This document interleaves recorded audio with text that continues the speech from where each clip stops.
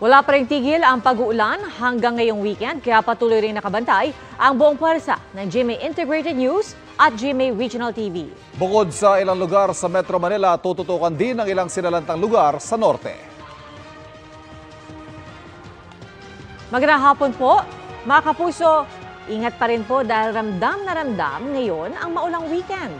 Ang ilang bahaing lugar sa Quezon City at Maynila nalubog ulit sa tubig. At mula sa Quezon City nakatutok live si JP Soriano.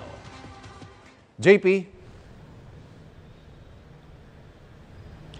Ivan Pia, apektado nga ang daloy ng trapiko, apektado rin ang lakad ng mga ilang motorista ngayong araw dahil nga sa halos buong hapon na pag-uulan sa Quezon City at Maynila. At Ivan Pia, halos buong maghapon nga malakas ang ulan sa malaking bahagi ng Quezon City. Sa Timog Avenue halimbawa, ang malalakas na ulan ay meron pang kasamang pabugso-bugsong hangin. Humihinto man ang ulan, nagdulot na ito ng pagbaha sa ilang bahagi ng Quezon City. Tulad sa isang bahagi ng Amoranto sa panulukan ng Araneta Avenue kung saan gutter deep at hanggang binti ang baha. Ang ilang motorista di na tinangkang suungin ang baha at umiwas na lang. Ang ilan naman ay itinuloy pa rin ang pagdaan habang ang ilang bata ay naglaro po sa baha. Pinag-iingat ng Department of Health ang paglusong sa baha dahil sa banta ng leptospirosis. Sa Maynila naman, Ivan Pia, bumagal ang trapiko sa bahagi ng Espanya at De La Fuente Street kung saan tayo naroon ngayon dahil sa gutter deep na baha. Lumusong na naman sa baha ang mga sasakyan sa Taft Avenue. Buhos din ang malakas na ulan sa panulukan ng Quirino Avenue at Rojas Boulevard. Sa gitna naman ng baha sa Felix Huerta Street, may mga batang nagtampisaw kahit pa may banta ng pagkakasakit. Business as usual naman ang ilang street vendor sa Quezon Boulevard papuntang Recto kahit pa lubog sa baha ang kalsada at bangketa. Malakas din ang ulan na sinuong ng mga motorista sa FB Harrison Street sa Pasay City. At dito sa ating nilalagyan sa panulukan ng Quezon City at Maynila, baha nga po sa isang bahagi sa ating likuran na nagdudulot nga po ng pagbigat ng daloy ng trapiko. Nakaantabay naman ang flood monitor ng MMDA buong maghapon para rito. At yan muna ang latest. Balik muna sa inyo, Ivan at Pia. Ingat at maraming salamat, JP Soriano. Hindi pa rin humuhupa ang baha sa ilang lugar sa Malabon at Valenzuela sa gitna ng mga pabugso-bugso pa ring ulan. At yan ang balitang tinutukan ni Katrina Son. Katrina?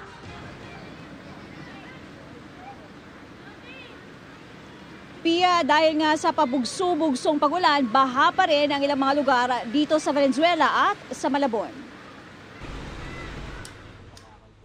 Hanggang gutter ang baha sa ilang bahagi ng MH Del Pilar sa Malabon.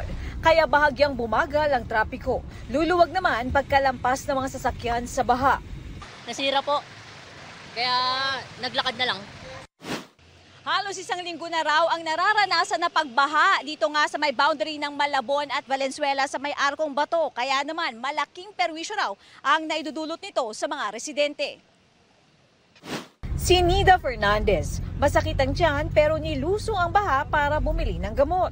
Mahirap Kaya nga ako mag-check lang Bibili lang gamot, sakit yan ko nun. Si Nita Del Monte naman, araw-araw naghahatid ng pagkain para sa anak pero imbes na mag-pedicab na dagdag gastos daw, sinusong niya ang baha. Maghugas, magsasabon para mawala yung germs. Kaya naman umaaray ang mga pedicab driver. Wala ma'am, matumal po Nasa bahay din. Hindi na rin malabas kasi umuulan. Nakakatamad din ma'am. Mabaha po kasi kaya mahirap po mga masada po ngayon. Dahil mataas ang baha, may ilang kabataang naglaro at naligo rito. Di alintana ang peligro ng maruming tubig.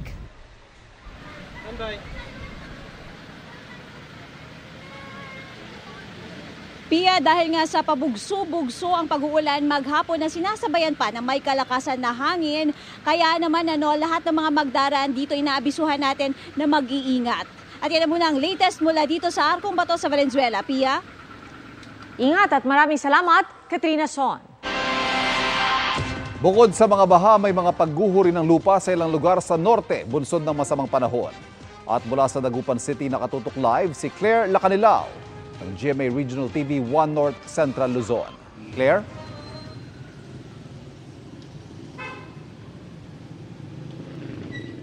Ivan, katamtaman hanggang sa malakas na buhos ng ulan ang ramdam sa ilang bahagi ng Pangasinan, maging sa ilang bahagi ng Hilaga at Gitang Luzon ngayong weekend. Sa gitna ng masamang panahon, nangangalit at naglalakihan ang mga alon sa dagat sa Ilocos Sur. Sapul tuloy ang kabuhayan ni Mang Godofredo. Nawalan na nga ng bangka at balsa, nasiraan pa ng fish cage. Ako kaya nawawamit ti magpagsapulam ita baybayin ko ma'am karayan. Kina garaw pa yung alaing. Ayon sa mga mangingisda, mahigit isang buwan na silang hindi nakakapalaot mula noong bagyong Egay. Kung perwisyo sa mga mangingisda ang mga pag-uulan, biyaya naman daw ito sa mga magsasaka sa bayan ng Santa Catalina. Tipid daw ito sa patubig, lalo't mahalang petrolyong nagpapatakbo sa kanilang irigasyon. Dati todo at maya, kaya ko ang kumaangin na, walang problema ko man. Talagang madadahil timulan. Sa Ilocos Norte, napanaka-naka rin ang ulan, nagdaragdag ng sandbag sa paligid ng Padsan River sa Lawag City dahil sa pangambang umapaw. May road clearing din sa bahagi ng isang sitio sa Pagudpod kasunod ng pagguho ng lupa at mga bato. May mga landslide din sa ilang lugar sa Abra, Apayao at Benguet, gaya sa bayan ng Bocod. Puspusan din ang clearing operation. Binabantayan din ang mga ilog sa Pangasinan dahil sa banta ng pag-apaw. Sa Dagupan City, nagmistulang ilog ang mga kalsada dahil sa baha. Lumalaki at saka kuminsan na hanggang dito sa binti. Kawawa naman kami po. Inaalala rin ang posibleng pag-agos ng tubig pababa mula sa upland, kaya patuloy ang koordinasyon ng CDRRMO sa mga barangay sa low-lying areas. Sa Pampanga, baha rin ang problema. Sa tala ng Pampanga PDRRMO, aabot sa 34 na barangay mula sa 3 LGU ang lubog sa baha dahil sa pag-ulan. Halos mag-zero visibility naman ang bahagi ng MacArthur Highway at Dinalupihan Olongapo City National Road dahil sa tindi ng ulan sa Bataan.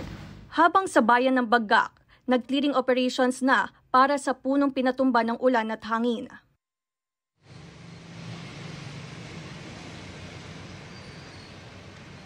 Ivan, balik dito sa Pangasinan. Nakaalerto na ang PDRRMO at iba't ibang ahensya ng gobyerno sa anumang banta ng landslide at flash flood sa ilang bahagi o lugar sa Pangasinan.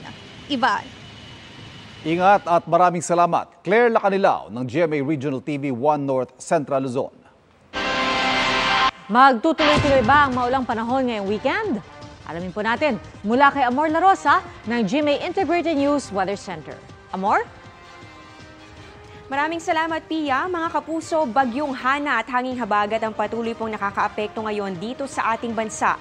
Nakataas ang signal number 1, dyan po yan sa Batanes, kung saan mararanasan ang mga malakas na bugso ng hangin na may kasamang pag-ulan. Kaya doble ingat.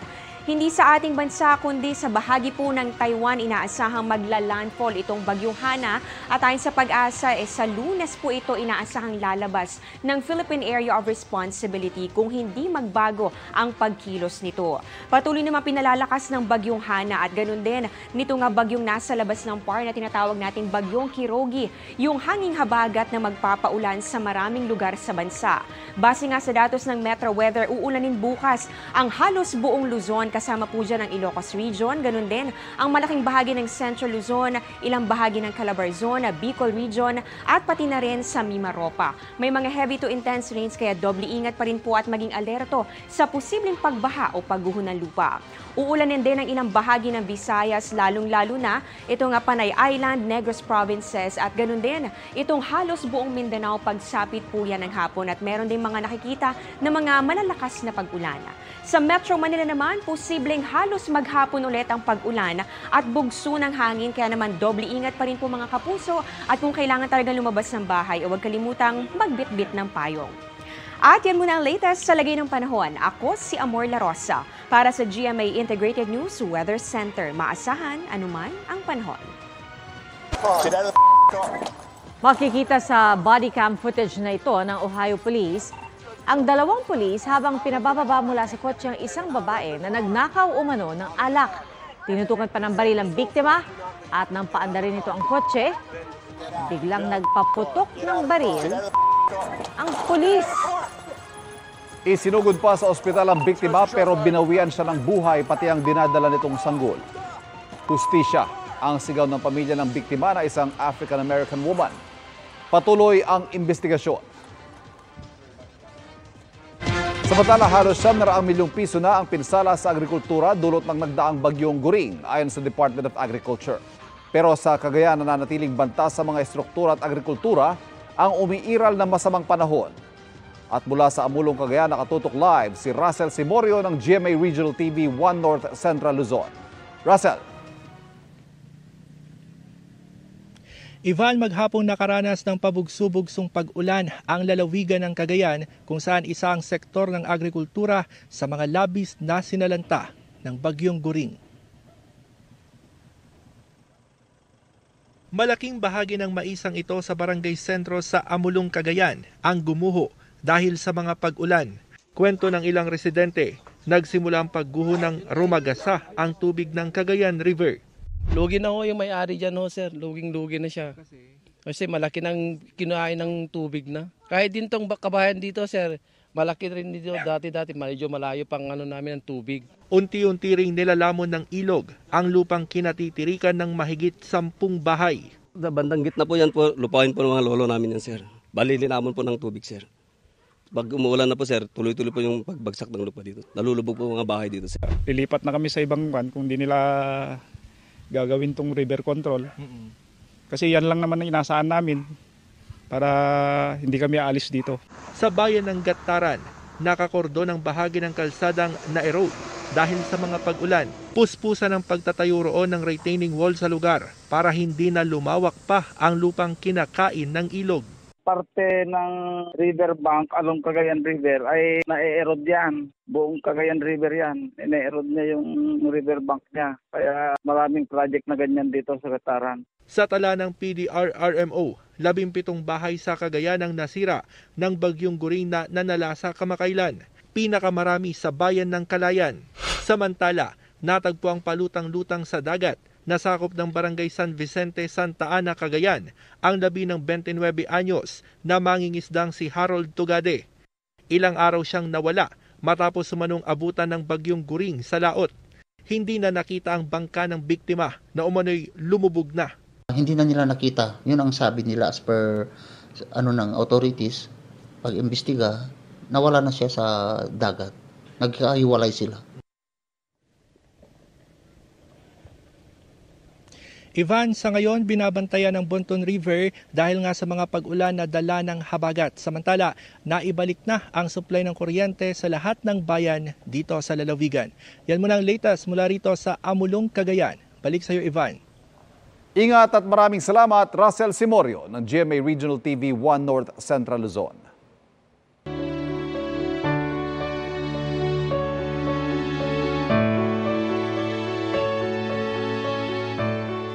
Binuksan sa publiko ang huling araw ng burol ni Mike Enriquez. At kabilang sa mga nakiramay ang ilang masugid na taga-subaybay na nakakuha raw ng inspirasyon sa kanya.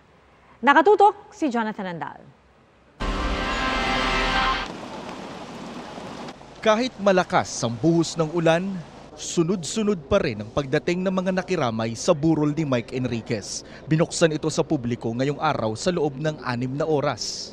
Mahal na mahal namin yan. Kahit anong program, kahit anong oras sundan namin. Kaya talagang pinilit namin kahit nabagyo. May mga dumayo pa mula probinsya, gaya ni Annalino mula Pampanga. Gusto ko po siyang makita for the last, kasi po idol ko po siya. Noong pong nalaman ko na namatay siya, umiyak ako nang umiyak. May dala namang charcoal portrait ni Mike, si Christian, na galing Bacoor, Cavite. Ginawa ko lang po siya kahapon.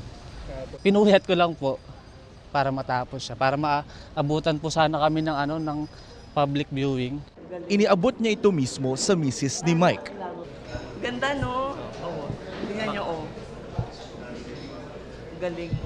Mga nakatatanda ang karamihan sa mga dumalaw kanina, pero meron ding mga kabataan na kinalakihan na raw si Mike at itinuturing nilang inspirasyon. Siya po kasi yung bumuo ng childhood ko eh. Bata pa lang ako, sorry nanginginig ako. Parang tinuring na namin siyang lolo. Isa sa mga pinakamalaking influences namin naming mga estudyante is si Mike Enriquez. May mga dumalaw rin na taxi driver na suki ni Mike sa radyo.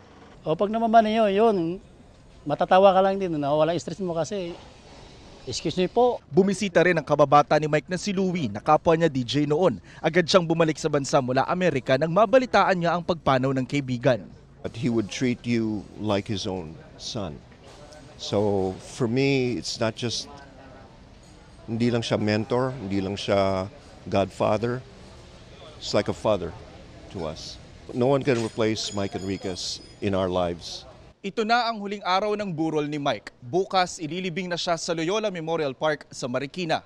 Para sa GMA Integrated News, Jonathan Andal, nakatutok, 24 oras. Abangan paghahain ng kandidatura sa isang bayan sa Lanao del Sur na balot ng tensyon. Bata sa Laguna, patay sa bugbog ng amain. At intense scene ni Julia Montes at Alden Richards sa 5 breakups in a romance, trending.